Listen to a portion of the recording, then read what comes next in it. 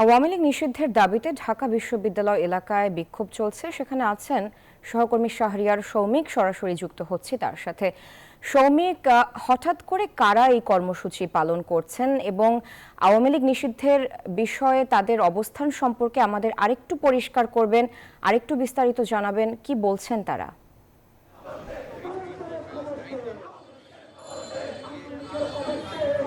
জি sir, আপনাকে ধন্যবাদ। আমি এখন আছি ঢাকা বিশ্ববিদ্যালয় ক্যাম্পাসে।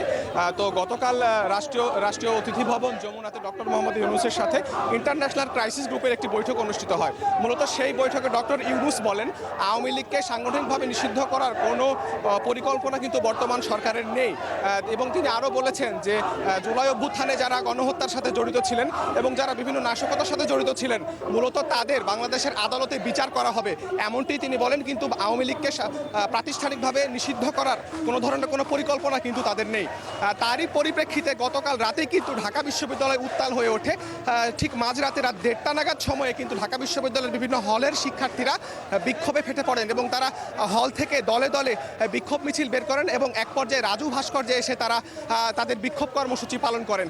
তো মূলত সারা রাত ধরে কিন্তু ঢাকা বিশ্ববিদ্যালয়ে বিক্ষোভ চলতে থাকে।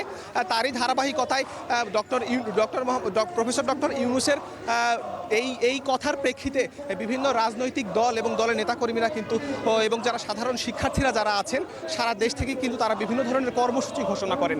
তারই প্রেক্ষিতে আজকে ঢাকা বিশ্ববিদ্যালয়ে বাদ-জুম্মা ইনকিলাব মঞ্চ তাদের কর্মসূচি ঘোষণা করেন এবং তাদের কর্মসূচি অনুযায়ী তারা ঢাকা বিশ্ববিদ্যালয়ে জুম্মার নামাজের পর কেন্দ্রীয় মসজিদ থেকে তাদের দলের নেতাকর্মী এবং কর্মী যারা আছেন তাদেরকে নিয়ে কিন্তু আওয়ামী লীগ নিষিদ্ধের দাবিতে তারা বিক্ষোভ সমাবেশ এবং বিক্ষোভ কর্মসূচি পালন করছেন।